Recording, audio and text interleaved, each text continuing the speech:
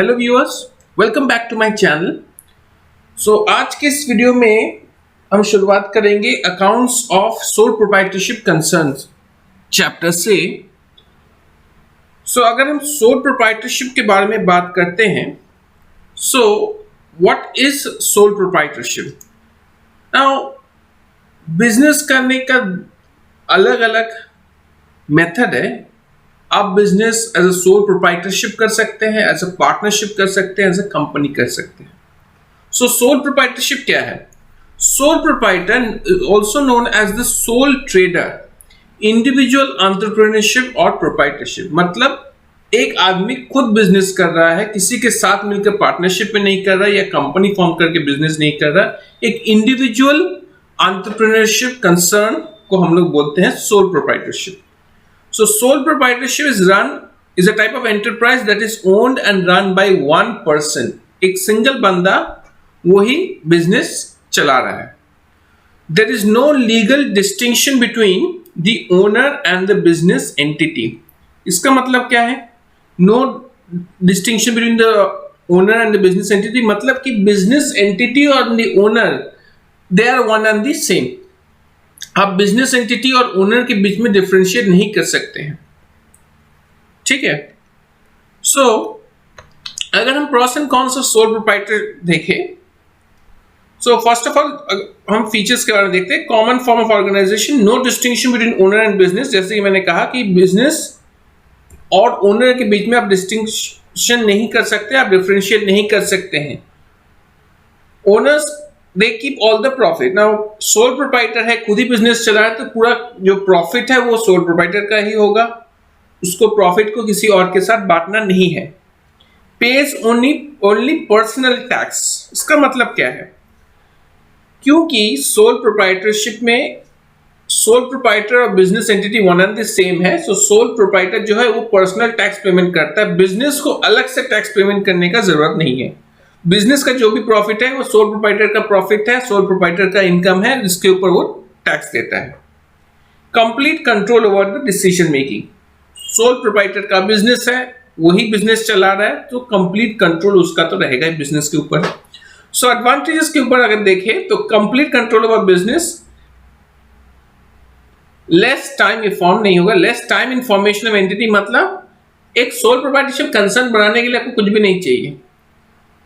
आपके पास कैपिटल हो तो आप कोई भी बिजनेस कैरी ऑन कर सकते हैं। लेकिन अगर हम पार्टनरशिप की बात करें तो उसमें डील्स वगैरह बनाने पड़ता है। अगर कंपनी की बात करें तो उसको रजिस्ट्रेशन चाहिए, कंपनी के बहुत सारे फॉर्मेलिटीज होता है। लेकिन in case of sole proprietor it takes less time information of the entity. Benefit of confidentiality of business, confidentiality तो रहेगा, उसी के पास सब इंफॉर्मेशन है सोल प्रोप्राइटर के पास। मिनिमल रिपोर्टिंग रिक्वायरमेंट्स भी कम है in cases of sole proprietor. And there are tax advantages. Tax advantages कैसे कि वहां पे स्लैब रेट सिस्टम होता है इंडिविजुअल के केस में, जो कि एक पर्टिकुलर इनकम पर आपको कोई टैक्स नहीं है।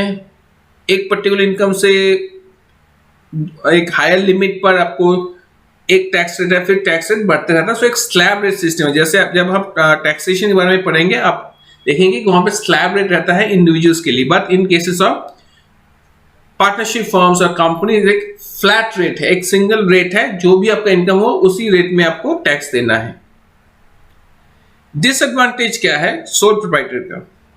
Existence of unlimited liability, difficulty in obtaining funds. Sole proprietor को फंड पाने में दिक्कत होती है। Lack of financial controls, everything is owner control. Single आदमी है, एक मोनोपोली टाइप का कंपनी के अंदर ही हो जाता है, फॉर्म के अंदर ही हो जाता है। लैक ऑफ टेक्नोलॉजिकल एडवांसमेंट, अब लिमिटेड उसके पास कैपिटल होगा तो टेक्नोलॉजिकल एडवांसमेंट का भी ऑप्शंस लिमिटेड ही रहता है। Just to give you a gist about what is sole proprietor, क्योंकि अगर आप ये नहीं समझेंगे सोल प्रोप्राइटर है क्या चीज, अकाउंट्स में आपको उतना मजा नहीं आएगा। फर्स्ट ऑफ ऑल हम लोग बात करेंगे नॉन मैन्युफैक्चरिंग एंटिटी के बारे में। अकाउंट्स हम देखेंगे ऑफ नॉन मैन्युफैक्चरिंग एंटिटी। देखिए, एक होता है मैन्युफैक्चरिंग एंटिटी, एक है ट्रेडिंग एंटिटी। ट्रेडिंग एंटिटी क्या है कि जो कुछ मैन्युफैक्चर नहीं करता है, वो मैन्युफैक्चरर से खरीदता है, उसको बेचता है, जैसे कि रिटेलर्स। जैसे आप बिग बाजार में जाए या कोई भी वैसे स्टोर में जाए, ग्रोसरी स्टोर में जाए, अगर वो ग्रोसरी स्टोर से आपने एक ब्रेड खरीदा, क्या वो ग्रोसरी स्टोर अगर वो मैन्युफैक्चर नहीं है, ग्रोसरी स्टोर क्या है, ट्रेडर है, वो मैन्युफैक्चर से वो ब्रेड खरीदता है और आपको बेचता है, सो वो ट्रेडिंग एक्टिविटी हो गया। ना मैन्युफैक्चरिंग एक्टिविटी मतलब कि जो मैन्युफैक्चरर रॉ मटेरियल खरीदता है फिर उसको कन्वर्ट करता है फिनिश गुड्स में, सो मैन्युफैक्चरिंग एंटिटी है। सो अब फिलहाल हम लोग फर्स्ट ऑफ ऑल बात करेंगे of non manufacturing entity. So non manufacturing entity they are the trading entities, वो ट्रेड करते हैं, which are engaged in the purchase and sale of goods at a profit without changing the form of the goods. इसका मतलब क्या है, जब आप अपने एक ग्रोसरी स्टोर से आप ब्रेड खरीदते हैं, क्या वो ग्रोसरी का स्टोर उस ब्रेड का फॉर्म को चेंज कर देता है? नहीं, जैसे उसने मैन्युफैक्चरर से खरीदा ब्रेड वैसे आपको बेच दिया। अब बिस्किट का एक पैकेट लेते हैं, क्या वो ग्रोसरी स्टोर का जो आदमी है वो बिस्किट को चेंज करके बेच रहा है? नहीं, वो जैसे खरीदा है मैन्युफैक्चरर से वैसे ही बेच दिया। So the form of the goods is not change in case of trading activity. Trading activity तब तक होगा जब तक form of the goods change नहीं हो रहा है। जैसे ही आप गुड्स का फॉर्म भी चेंज कर रहे हैं, at that will not be a trading activity, it will become a manufacturing activity. So in trading activity, they do not process the goods purchased and they sell the goods in the original form. जिस form में उसको खरीदा है उसी form में वो बेचा जा रहा है। It indulges in some liabilities, makes some assets and incurs expenses. So हर एक बिजनेस में कुछ लाइबिलिटी होती है, किसी को आपको पैसा देना है, आपने कुछ लोन लिया है, वो सब क्या होता है, लाइबिलिटीज होते हैं। आप कुछ एसेट्स खरीदते हैं, फर्नीचर हो गया, कुछ मशीनरी हो गया, प्रिंटर्स हो गया, एक्सेट्रा, ये सब एसेट्स हुआ। And you incur expenses, salary expenses, stationery का एक्सपेंसेस, एडवर्टाइजमेंट के एक्सपेंसेस, रेंटल एक्सपेंसेस, सो ये सब एक्सपेंसेस भी इनकर किया जाता है in order to run a business. So at the end of the accounting year, जब अकाउंटिंग ईयर खत्म हो रहा है, अब एंटिटी को तो ये जानना ही चाहिए कि कितना उसका इनकम था, कितना उसका एक्सपेंसेस था, कितना उसका प्रॉफिट्स अर्न किया। अगर कोई entity without knowing how much profit it has earned, no entity can grow. अगर आप at the end of the accounting year आप ये फाइंड आउट करते हैं कि आपका तो प्रॉफिट बहुत ही कम है, सो आपको कुछ और स्टेप्स लेना होगा in order to increase your profit. So for growth you require to calculate the results of the business at the end of every accounting year. So अगर आपको final outcome of the business ascertain करना है, मतलब find out करना है, सो आपको एक income और आपका फाइनेंशियल पोजीशन बनाना जरूरी है। सो इस चैप्टर में हम लोग क्या सीखेंगे, कैसे आप एक sole proprietorship non manufacturing entity का फाइनल अकाउंट्स बनाएंगे। सो अगर हम फाइनेंशियल स्टेटमेंट्स के बारे में बात करते हैं तो एक है इनकम स्टेटमेंट, एक है पोजीशन स्टेटमेंट। इनकम स्टेटमेंट क्या है, इसमें होता है trading account and profit and loss account. Trading account में आपका जो स्टॉक है फिनिश गुड्स का, कितना आपने परचेज किया फिनिश गुड्स, कितना आपने सेल किया है, आपका क्लोजिंग स्टॉक क्या है, उससे आप निकालते हैं कि आपका ग्रॉस प्रॉफिट कितना है। Okay, so it will be sales plus closing stock minus the opening stock minus the purchases will be your what? Gross profit. फिर आप उस ग्रॉस प्रॉफिट को लेके जाते हैं किसमें, प्रॉफिट एंड लॉस अकाउंट में, जहां पे आपके दूसरे जो एक्सपेंसेस हैं, सैलरी एक्सपेंसेस है, एडवर्टाइजमेंट एक्सपेंसेस है, रेंटल एक्सपेंसेस है, कन्वेंस ट्रैवलिंग एक्सपेंसेस है, उस सबको माइनस करके ग्रॉस प्रॉफिट से आपको क्या निकालते हैं, net profit for the year. हम लोग इस सबको देखेंगे जैसे हम एक एग्जाम्पल्स के थ्रू, तब आपको समझ में आएगा कैसे आप बनाना। तो ये इनकम स्टेटमेंट जहां से आप अपना इनकम नेट प्रॉफिट निकालते हैं। एक दूसरा स्टेटमेंट है पोजीशन स्टेटमेंट। पोजीशन स्टेटमेंट क्या है, बैलेंस शीट है। बैलेंस शीट में क्या आता है, बैलेंस शीट में आपका लायबिलिटीज एक साइड में आता है और एसेट्स के नेक्स्ट साइड में आता है। राइट साइड में आता है आपके एसेट्स, लेफ्ट हैंड साइड में लायबिलिटीज। इसको भी हम लोग बनाना सीखेंगे। सो एक डिफ्रेंशिएशन करने के लिए इनकम स्टेटमेंट और पोजीशन स्टेटमेंट में, income statement income, position statement में आपका position that is assets and liabilities disclose किया जाता है. So profit and loss is disclosed in the income statement prepared at the close of financial year. Position statement exhibits assets and liabilities of the business at the close of the financial year. Income statement is divided into two parts for a non-manufacturing concern: trading account, profit and loss account. हम लोग अभी non-manufacturing concern के बारे में ही बात कर रहे हैं. Position statement apart from balance sheet, some additional statements are also prepared like cash flow statements. So cash flow statements के बारे में भी हम लोग पढ़ेंगे. Further, income statement discloses the net profit of the business. Position statement discloses the assets and liability position on a particular date. अब position statement हम लोग बनाते हैं एक पर्टिकुलर डेट के लिए. इनकम स्टेटमेंट हम लोग बनाते हैं फॉर द ईयर एंडिंग, क्योंकि एक पर्टिकुलर डेट का ही असेट्स एंड लायबिलिटीज आप लिख सकते हैं. पूरे ईयर का तो नहीं लिख सकते. एक पर्टिकुलर डेट में कितना असेट्स है कितना लायबिलिटीज है आप लिख सकते हैं. So at the end of the accounting year हम लोग वैसे बनाते हैं position statement as on the end of the accounting, as on a particular date. वह इनकम स्टेटमेंट आप पूरा साल का फॉर ईयर एंडिंग आप बनाते हैं. सो ट्रेडिंग अकाउंट क्या है? It's necessary to know the gross profit gross loss. हम लोग देखेंगे जब हम लोग एग्जांपल्स को रीड करेंगे. Between trading account, so it's necessary to know the gross profit और ग्रॉस लॉस. ग्रॉस प्रॉफिट क्या है? Difference between selling price and the cost of goods sold. So cost of goods sold can be ascertained by adjusting cost of goods sold on hand at the end of the year against the purchases. देखिए trading account कैसे होता है.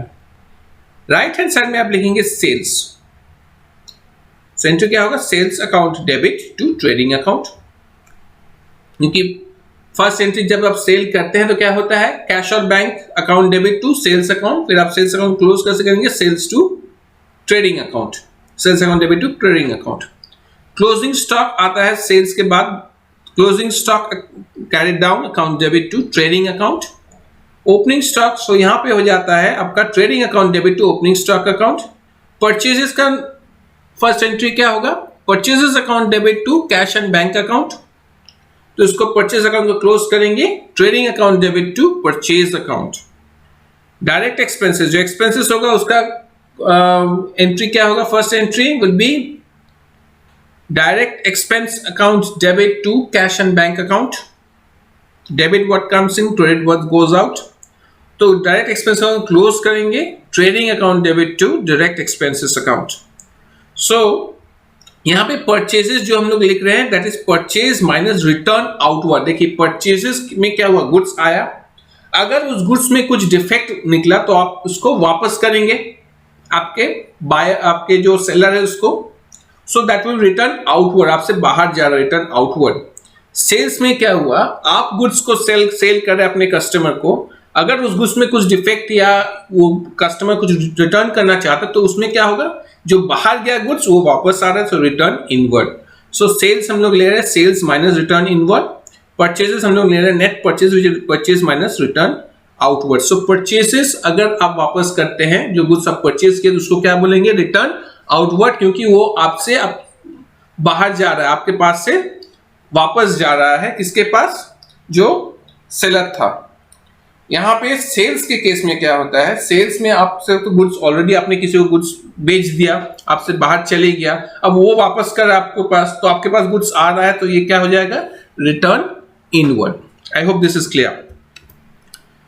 सो direct expenses क्या होता है? Direct expenses में freight carriage, customs, insurance, wages, gas, water and fuel expenses and factory expenses direct expenses में हम लोग दिखाते हैं. सो opening inventory, purchases return on debit side. हमने एंट्री के थ्रू देख लिया इसको. Sales and the closing inventory are entered on the credit side. If there are any direct expenses they should be written also on the debit side of trading account. If balance of credit side is more, अगर ये वाला ज्यादा हुआ तो gross profit हो जाएगा, अगर ये वाला ज्यादा हुआ तो ग्रॉस लॉस हो जाएगा. क्योंकि सेल्स और क्लोजिंग स्टॉक ज्यादा है, परचेजेस ओपनिंग स्टॉक तो ग्रॉस प्रॉफिट हो रहा है. अगर परचेजेस एक्सपेंसेस ज्यादा है सेल्स और क्लोजिंग स्टॉक से, तब क्या हो जाएगा? ग्रॉस लॉस हो जाएगा. ठीक है, ये यहां पे लिखा हुआ है. अगर आपको नोट्स कॉपी करने हैं तो आप नीचे डिस्क्रिप्शन में मेरा ब्लॉग साइट का आईडी दिया रहेगा, वहां पे आप जाके जितने भी नोट्स है आप कॉपी कर सकते हैं. सभी स्लाइड्स आपको मिल जाएंगे। सो जर्नल एंट्री हमने पहले ही देख चुका है हम लोग, trading account debit to opening inventory account, to purchase account, to wages account, to freight on purchase account etcetera. Sales account, closing inventory account debit to trading account. So जो gross profit अब यहां से हम लोग निकाल रहे हैं, that will be carried down to the profit and loss account. ठीक है। अब एक चीज है कि अगर क्लोजिंग स्टॉक ट्रायल बैलेंस, जैसे आप लोग को अगर फाइनल अकाउंट्स बनाने दिया जाए तो एक ट्रायल बैलेंस दिया जाएगा। सो अगर closing stock appears in trial balance, so then इसका क्या मतलब है, closing inventory is not enter in trading account, it is being shown only in the balance sheet because it has been already been adjusted to arrive at the cost of goods sold. So अगर trial balance में closing stock appear हो रहा है, इसका मतलब है कि trading account में क्लोजिंग इन्वेंट्री को एंटर नहीं किया गया। ये हम लोग बाद में देखेंगे इसका क्या मतलब हुआ। ओके, सो इस वीडियो को मैं यहाँ पे स्टॉप कर रहा हूँ क्योंकि नहीं तो वीडियो बहुत लंबा हो जाएगा। नेक्स्ट वीडियो में हम लोग बात करेंगे प्रॉफिट एंड लॉस अकाउंट के डिफरेंट एंट्रीज के बारे में, एक्सपेंसेस के बारे में, और जो इंपॉर्टेंट पॉइंट्स आपको जानना चाहिए और इंपॉर्टेंट एंट्रीज के बारे में फिर हम लोग डिस्कस करेंगे। और जो अलग अलग क्वेश्चंस हैं, क्वेश्चंस इंपॉर्टेंट होंगे और बहुत इंपॉर्टेंट क्वेश्चंस को ही मैं डिस्कस करूंगा ताकि आपका जो कंसेप्ट है वो क्लियर हो सके। अगर आपको ये वीडियो अच्छा लगा तो वीडियो को लाइक कीजिएगा और शेयर कीजिएगा अपने फ्रेंड्स के साथ। चैनल को जरूर सब्सक्राइब कीजिएगा क्योंकि इस चैप्टर और आगे भी और अकाउंटेंसी रिलेटेड चैप्टर्स के वीडियो इस चैनल में आने वाले हैं। मैं वीक में कोशिश करूंगा कि 2 या 3 वीडियोस डालूं। अगर आपके पास कोई सजेशन है या आपका कोई क्वेश्चन है सो नीचे कमेंट बॉक्स पे जरूर लिखें, लेकिन चैप्टर रिलेटेड क्वेश्चन से लिखें। जिस चैप्टर के ऊपर वीडियो है उसी चैप्टर रिलेटेड क्वेश्चंस को मैं आंसर करूंगा in the comment section below. So next video में आपके साथ मुलाकात होगी। Thank you for viewing, bye.